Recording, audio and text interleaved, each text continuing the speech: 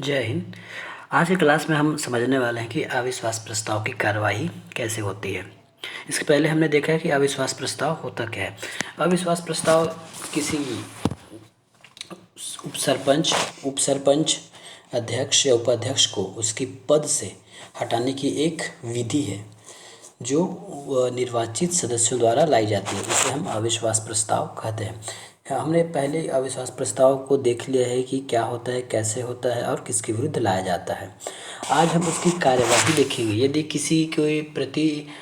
किसी के विरुद्ध अविश्वास प्रस्ताव लाया गया है तो उसकी कार्यवाही कैसी होती है, किस प्रकार से उनको हटाया जाता है, कौन अधिकारी होता है, कौन क्या होता है, किसको आवेदन करना होता है। आज वो सब डिटेल हम इस वीडियो में देखने वाले हैं। तो अब पहले तो ये देख लेते हैं कि अविश्वास प्रस्ताव किसके विरुद्ध लाया जा सकता है। ये क्वेश्चन में आता है तो हम सरपंच के विरुद्ध ला सकते हैं, उप सरपंच के विरुद्ध ला सकते हैं, जनपद या जिले के अध्यक्ष के विरुद्ध ला सकते हैं या जनपद जिले के उपाध्यक्ष के विरुद्ध ला सकते हैं। इसमें आप देखिएगा कि जो पद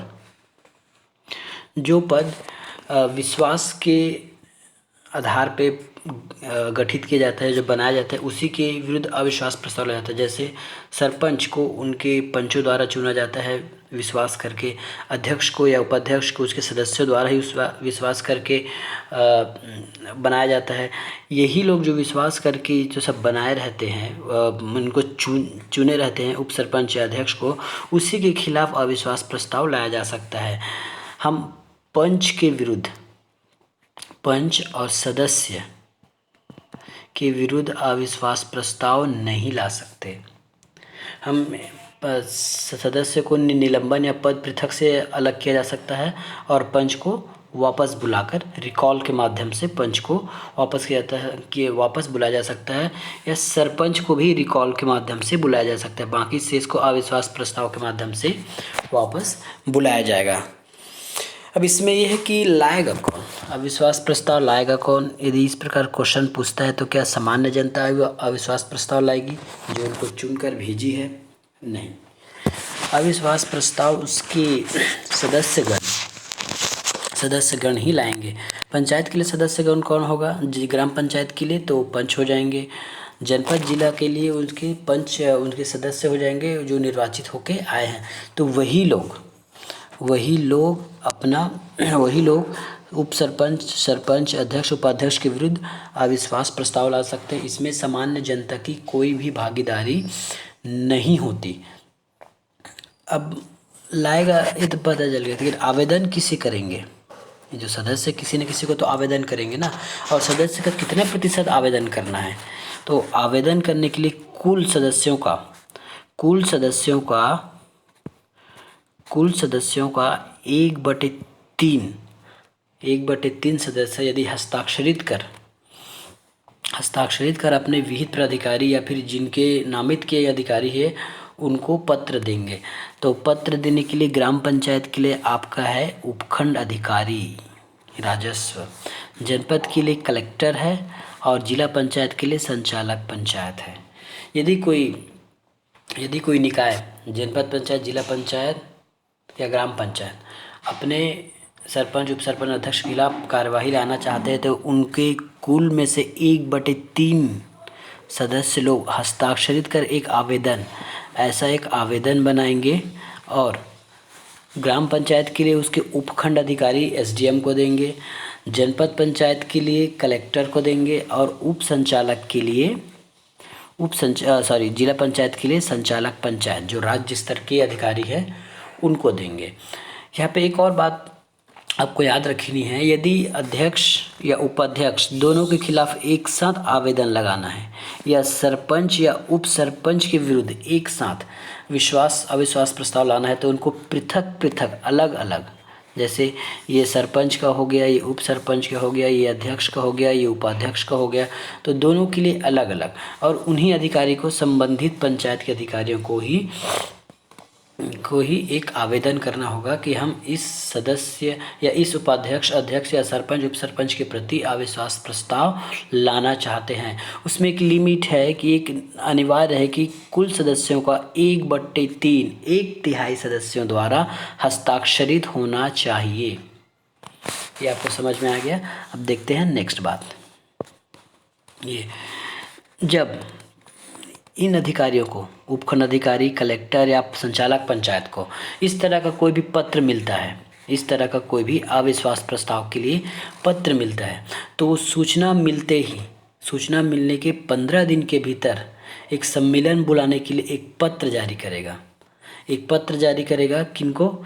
एक पत्र जारी करेगा और उस पत्र के माध्यम से एक पीठासीन अधिकारी नियुक्त करेगा। अब इनका काम क्या था? ये लोग अविश्वास प्रस्ताव लाने थे, इन्हें संबंधित पंचायत वालों ने उनको आवेदन कर दिया कि हमें उप सरपंच के प्रति या फिर संबंधित अध्यक्ष उपाध्यक्ष के प्रति अविश्वास प्रस्ताव लाना है।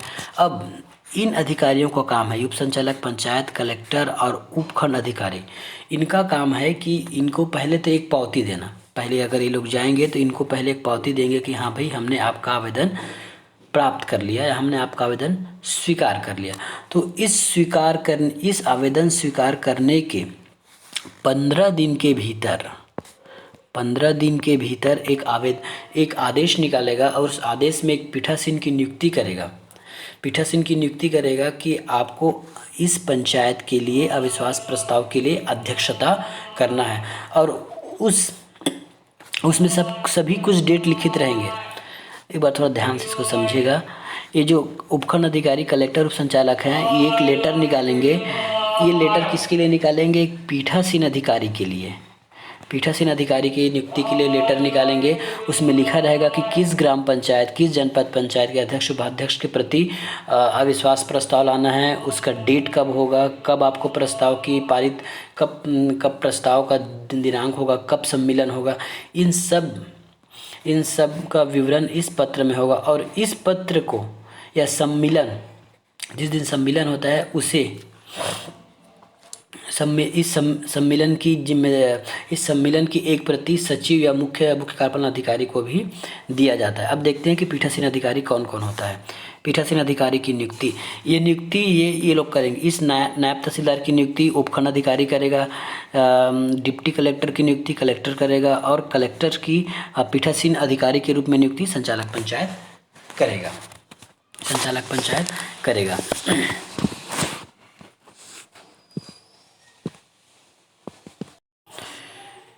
ये विहित प्राधिकारी पीठासीन नियुक्त अधिकारी करते समय 7 दिन के पूर्व सभी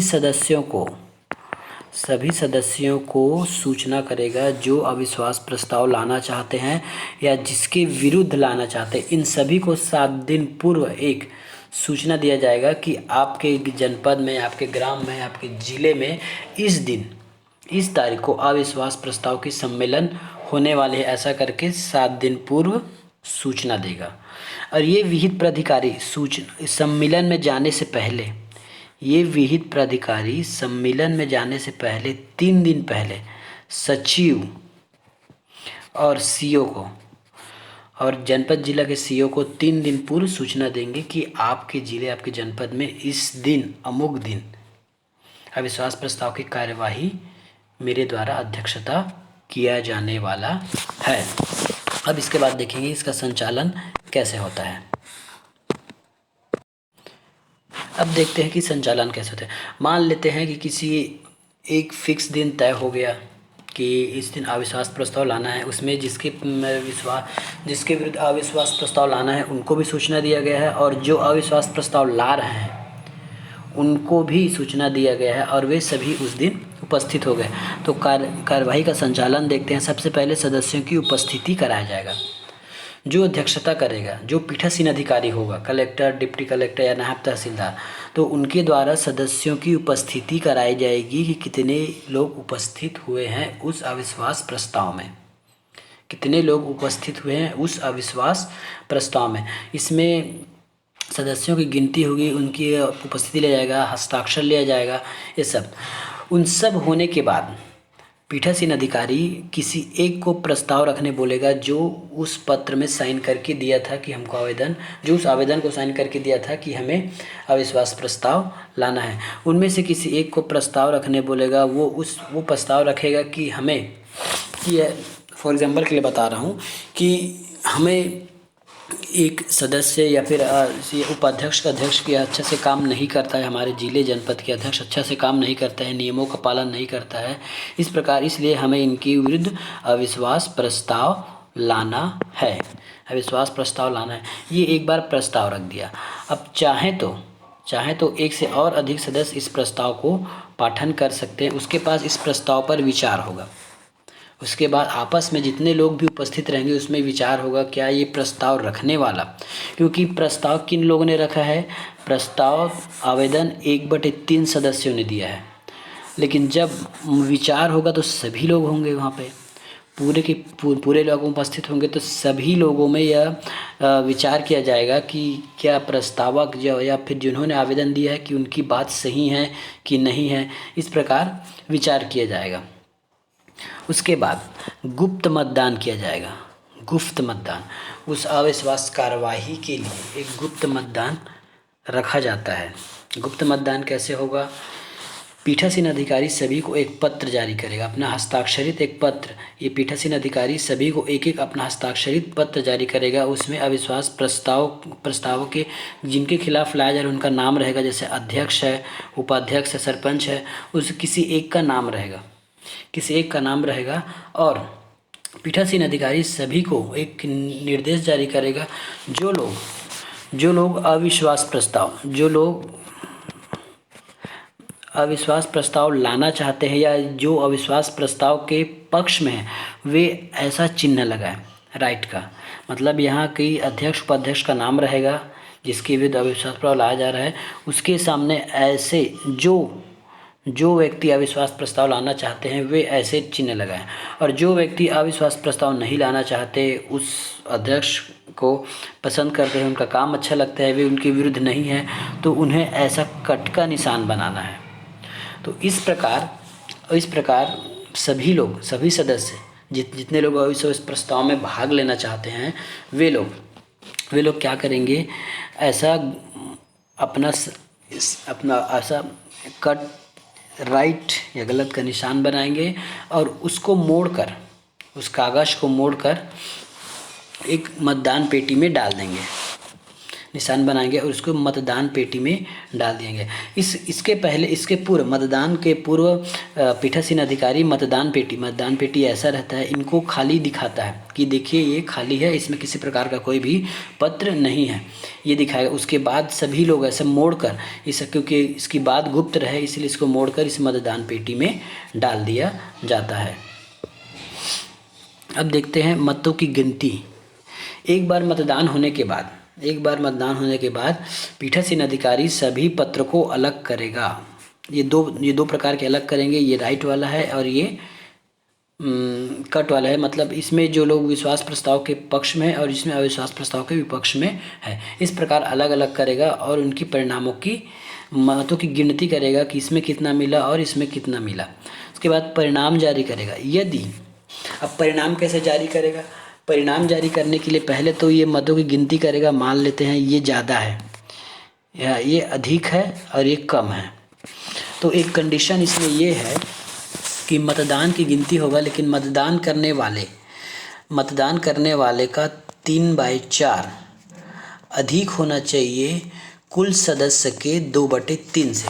यदि इस कंडीशन को अगर ये फॉलो कर लेता है मतदान के परिणाम, इस कंडीशन को यदि ये फॉलो कर लेता है मतदान का परिणाम, तो अविश्वास प्रस्ताव पास होता है जिसके विरुद्ध लाया गया है, और वे सदस्य अपना पद छोड़ने के लिए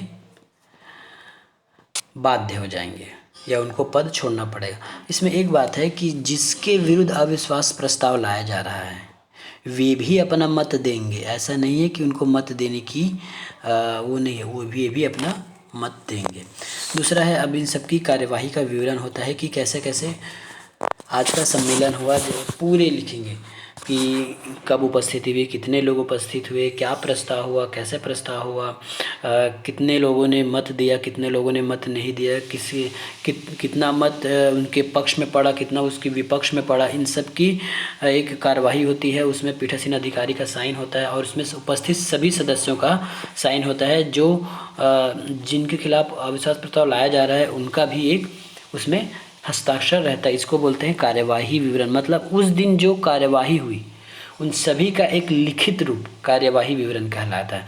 अब इस कार्यवाही विवरण या इस अभिलेख क्या हो जाएगा, कार्यवाही विवरण हो जाएगा। ये जो मत पत्र ये जो मत पत्र है, ये मत पत्र कार्यवाही होगा, अभिलेख हो जाएगा। तो इस अभिलेख को 1 साल के लिए सुरक्षित रखा जाता है, 1 साल के लिए सुरक्षित रखा जाता है। और इसकी एक प्रति कलेक्टर को या फिर विहित प्राधिकारी जिनके पास आवेदन किया गया था कि हमको अविश्वास प्रस्ताव लाना है, उनके पास एक प्रति भेजा जाता है और कलेक्टर को सूचना दी जाती है कि उक्त जिसके विरुद्ध अविश्वास प्रस्ताव लाया गया था उनके विरुद्ध अविश्वास प्रस्ताव पास हो गया है। तो इस प्रकार हमने आज कार्यवाही विवरण देखा। आशा करता हूँ आपको समझ में आया होगा। अगला वीडियो जल्द ही आएगा।